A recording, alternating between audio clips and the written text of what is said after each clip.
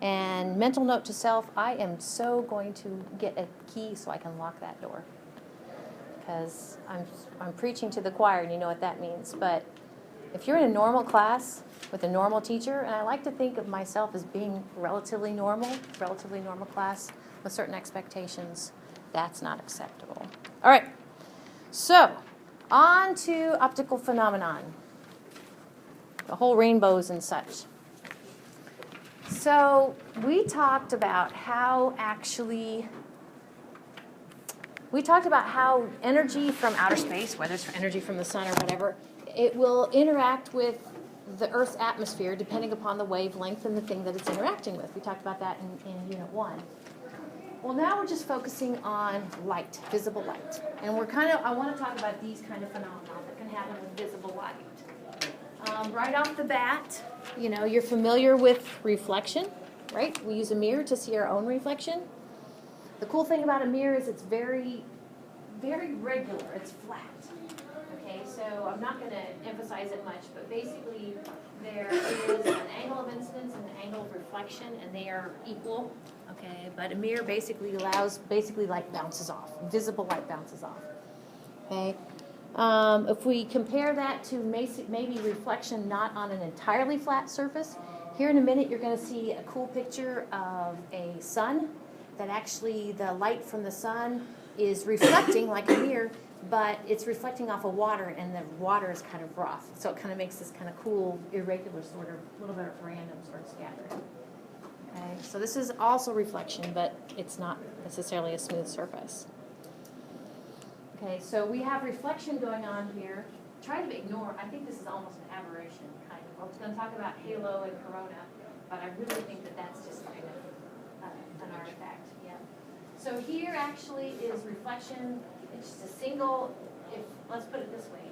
If that water were entirely smooth, you would see the disk of the sun. But since it's kind of crinkly, you kind of see it as a band. So there's too many R's in this subject. So we have reflection, which we're kind of familiar with. Basically, the light bounces off. Then we have another R called refraction.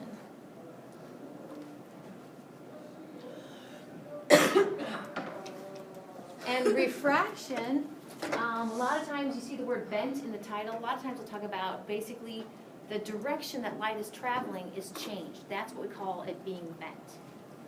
So refraction occurs as light travels between different medium. And what we mean by medium is basically kind of the juice that light is traveling through. So here we have an example of light traveling from air to water. And you can all just kind of see its trajectory bent towards actually what we call the normal. Okay? So these are medium 1 is air, medium 2 is water. Okay? Air and water. Notice that the second example actually, if light were to come at a perpendicular to the interface, there's no refraction, no bending, which is kind of interesting too. But the reason there's bending actually has to do with the fact that it changes its speed. And I hadn't thought about that much till this semester, but we're all familiar, or some of us are familiar with kind of the speed of light. Things travel at the speed of light. And actually, the variable in physics we use is the letter C. But that's the speed of light in a vacuum with no particles. You start to add particles and it slows down. So the nature of the particles, the air, the medium that the light is traveling through, actually will make light travel at different speeds. So now I need to convince you that just because light travels at different speeds in air versus glass, that's why we have refraction. So I think your author did a pretty good job. Okay, so it's about different speeds. So here if we have basically a little go-kart that has basically, you push it and it doesn't have its own propulsion. And it's going from something smooth to something carpeted, so more friction here, it's going to go slower.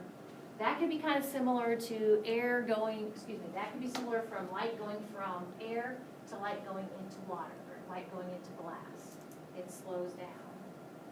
So the thing is basically when it first hits the interface, okay, what this slide, or what your textbook would also say, when it first hits the interface, this tire over here hits it first.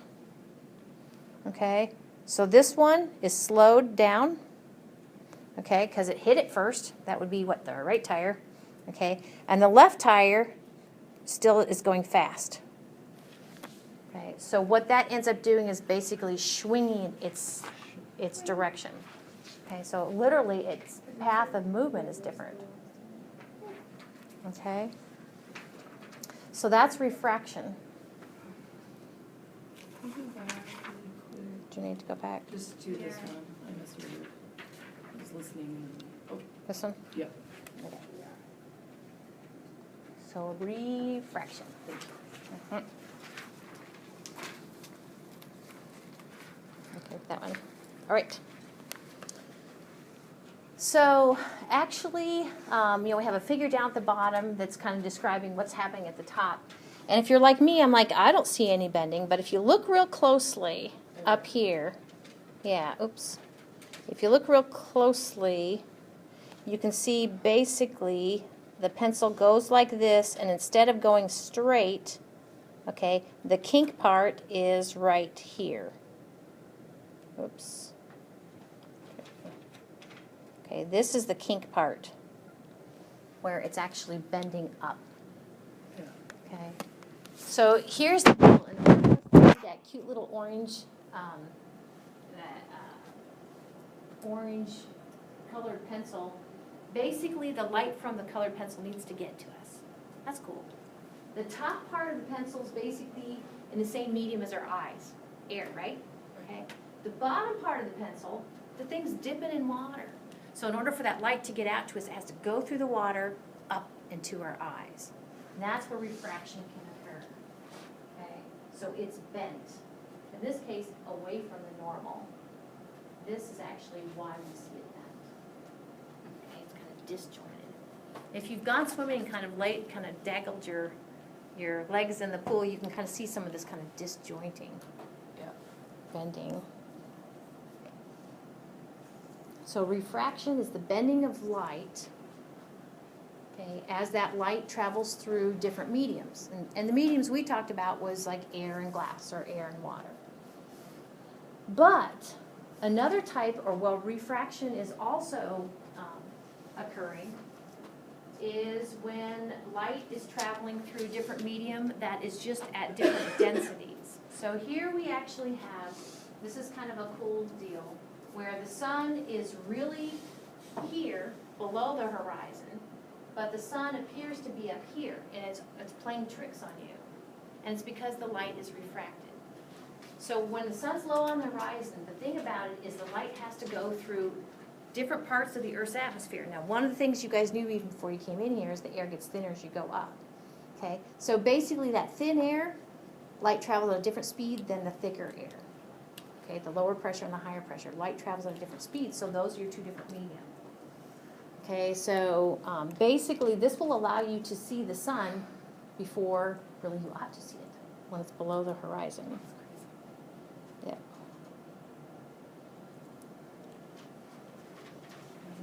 So it's refraction due to basically air, but air at different densities.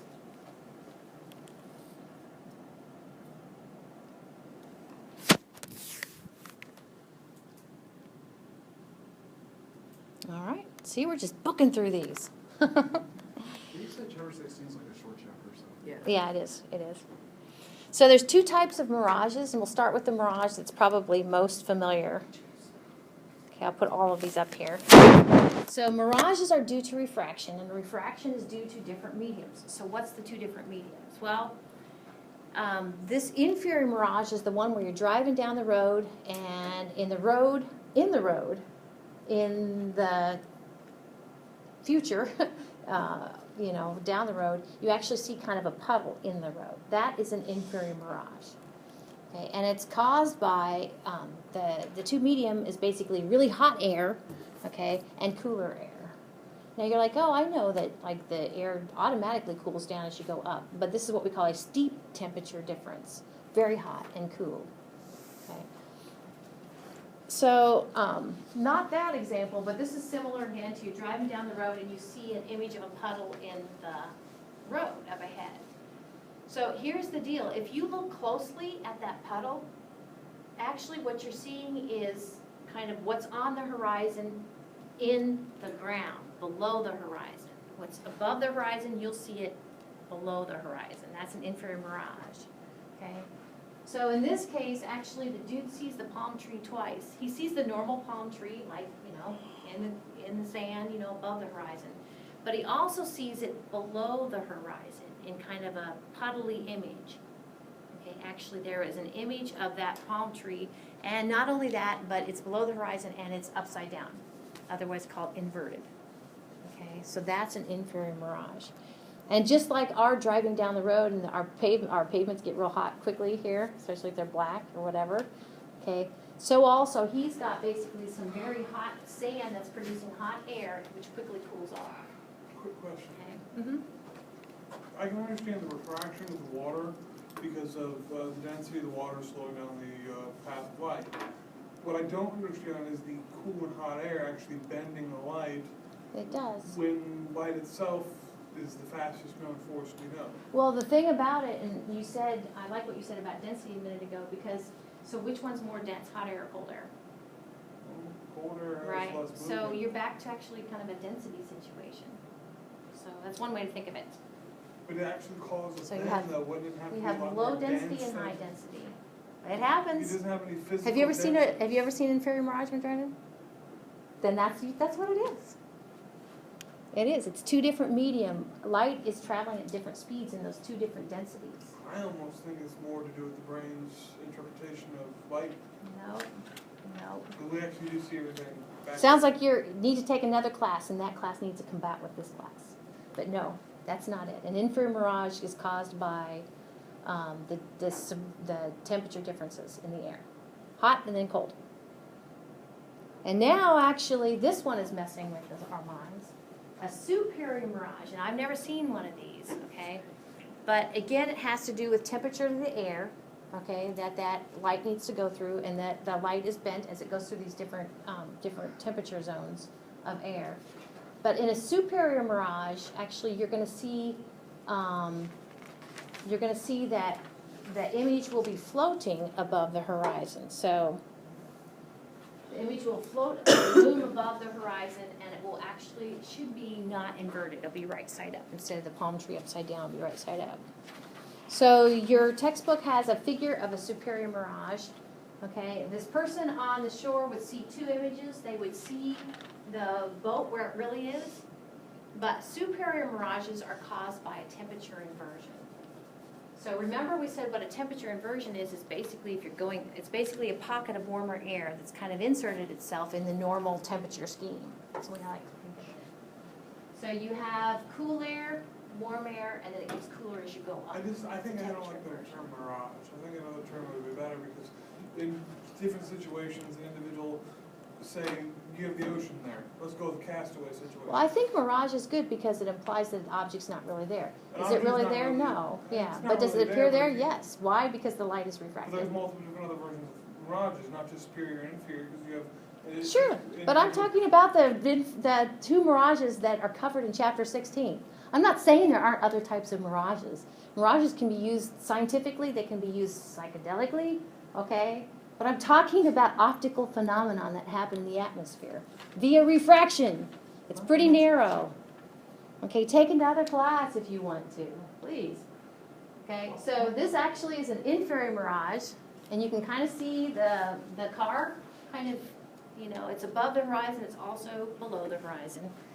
Okay, and I got this from the internet because I was struggling with what a superior mirage would look like. But this is the example I came up with, and so if you look real closely, I think I'll dim the lights. You can see along the horizon kind of a mountain range, okay?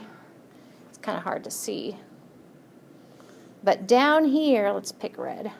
Down here is kind of the irregular sort of mountain range, and up here is the superior mirage.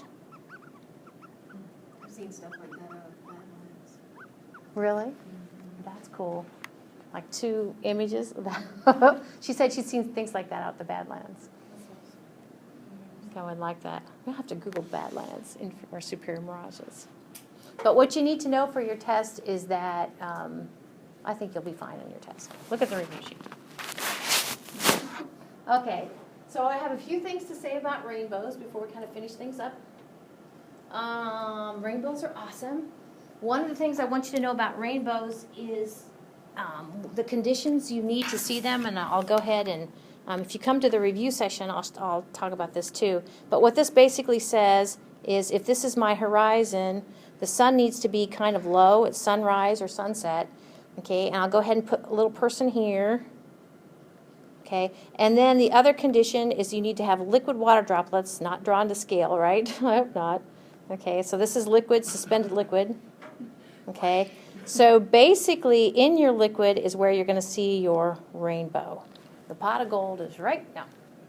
Okay, so this is kind of the setup to the kind of the three conditions. By the way, you'll never get to the end of the rainbow. Yeah, I wish I agree. could have catch a picture of what I saw on Friday. So, what's that? I wish I could have caught a picture of what I saw on Friday. Did you see a rainbow or the thing you were telling me? Yeah. Maybe it'll happen again. It's like, only have, you can see, maybe that big, not in scale. Mm-hmm. You can see every color of the rainbow. Sounds neat. It sounds like it might have been a sundial. I'll try to, I have a book that has a bunch of pictures in it. I'll see if you, I still think the Kind of best identify. example of a rainbow wasn't an actual rainbow. I don't know what it was. Everything outside during the start of the sun starting to set, you know, but every single thing outside turned a bright, dark orange. cool, sounds neat. I mean, everything, even your car, if it was, you had, say you had a white car, it looked orange. Has anybody in here ever seen a double rainbow? Yeah. Yeah, me too. So a double rainbow, the secondary rainbow actually will be on the outside. I'll put the number 2 or second here. I'll put this as the first. Okay, the other thing is, and you probably already know this, but the order of the colors of the rainbow is important. So the primary rainbow from inner to out would be the Roy G. Biv backwards, basically. So the outer is the red. Red, orange, yellow, green, blue, indigo, violet. That sound right? Okay. And then it's kind of cool if there is a secondary rainbow, it will pick up with the red. So your reds will basically meet. So basically, you just like cut it in half. Uh-huh. Looks like one giant rainbow. Fold when you over. breathe. Yeah, that's pretty. So there is a primary rainbow, and I guess I don't have, I thought I have a secondary rainbow, maybe not coming up. All right, so in order to talk about rainbows, we need to talk a little bit about what's happening to those liquid water droplets that are on the opposite horizon to your low sun. And if you've ever played much with this thing called a prism, okay, then what you have done is refracted light. But not just any refracting light. That piece of glass is not flat. That piece of glass has a prism shape, right? So because of the shape of the glass, what it does is it provides a second medium, of course air and glass, and then air again. But it bends light, but it bends the wavelength color of light differently for each color. So the cool thing is basically, can you see where the red is bent the least? Okay, and the violet is bent the most. So red is bent the least and violet is bent the most. So it kind of fans out the colors by wavelengths. Okay, so remember white light like this entering a prism is all colors of light. And a prism basically separates them out selectively. So violet bends most and red bends least. If you forget about that, look for a Pink Floyd shirt. I like that. I actually have one that has that exact thing on I it. just have a jacket. So here in a minute, you're going to see a picture of the little liquid water droplets that are creating the rainbow.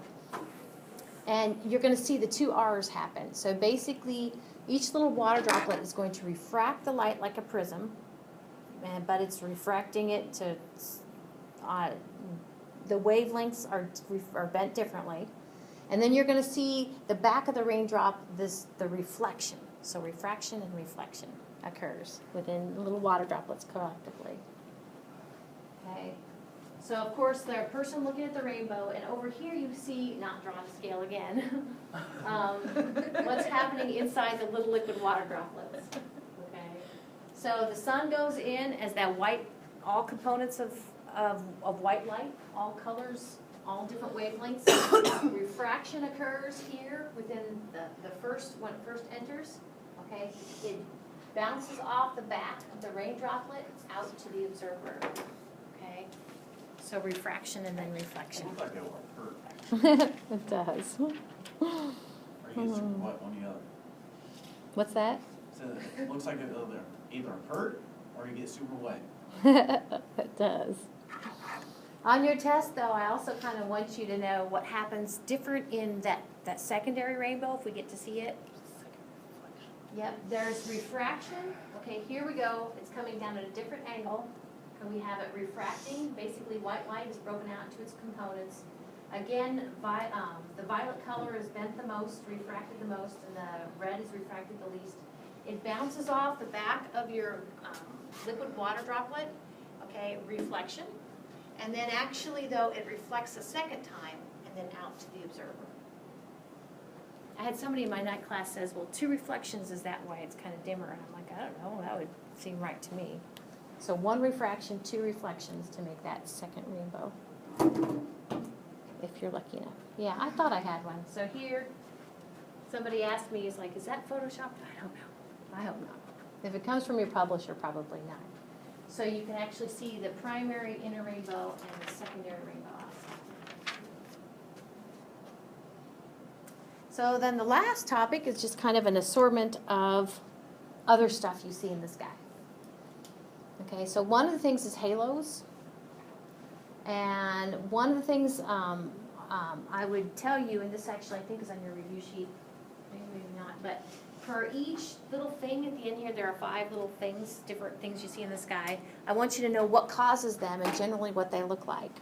So can you see that halos are generally caused by ice crystals? Okay.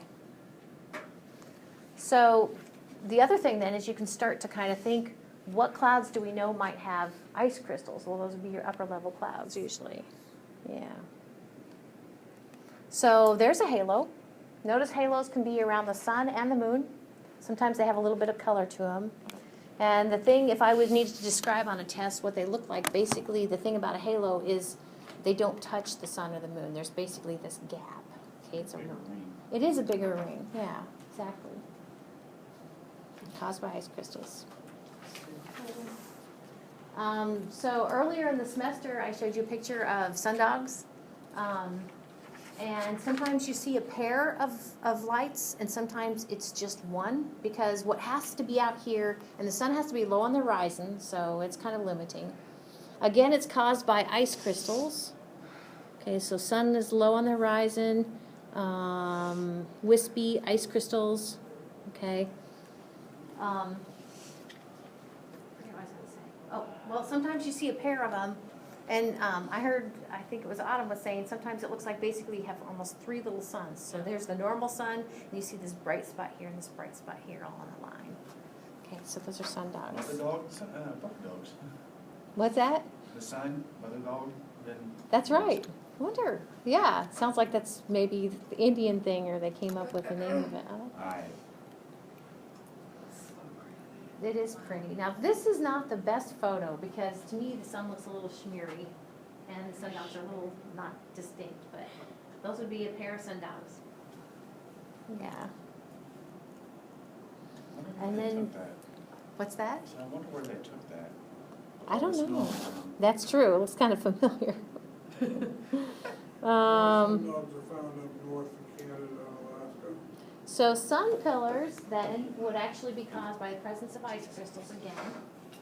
And to describe it, it actually is a vertical, see the word vertical here, kind of vertically extends. It can extend up or downward from the sun.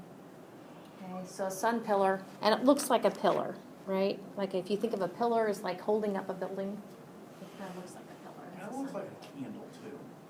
Yeah, looks like a candle. It's like the flame. It's pretty. So sun pillars caused by ice crystals.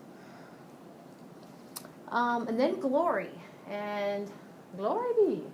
So this person actually has their back to the sun. So basically we have the sun shining on, and I don't know if the sun is low on the horizon necessarily, but basically steam. So little liquid water droplets is what causes glory, the phenomenon called glory. And I've heard it described that you can, if you fly much actually and you look down, if you're flying over the clouds and the clouds have liquid water droplets, you can actually see these phenomenon. Okay, so we're talking about liquid water droplets. The other day, in my nighttime, I came up with the phrase circular rainbow, because that's what it looks like to me. Circular rainbow. So on your test, if you describe glory as a circular rainbow, that's what they look like to me. Yeah, exactly. And then the last thing are called corona. And corona are also like glory. They are caused by liquid water droplets. Okay, so sometimes these lower level clouds, lower level flat clouds, altostratus clouds can have your liquid water droplets that can cause these effect we call corona. Okay, sometimes they have a little bit of color to them. They'll be both around the sun or the moon. But my thing, when I usually describe them, is I usually use the word touch. They're circular, but they touch the moon or the sun. Okay. So here are some pictures of corona. This one, yeah, this is a corona around the moon. This this looks strange. This is a figure from your textbook, so I didn't bring it in. It's not my favorite, but this would be a corona around the sun. Just kind of looks like that. Okay. That's it. All right. Anybody planning to come to a review session or right after class? I need to go work on Okay. Okay. I was just asking. Will you accept It's okay. I'll get to eat. What's that? accept my email? Accept what by email? The assignments, save my time. If I know that they're coming and you kind of keep it limited to the number of times you do that, but yes, email me, definitely. Because it'd be good to get those done. Hey, do you have another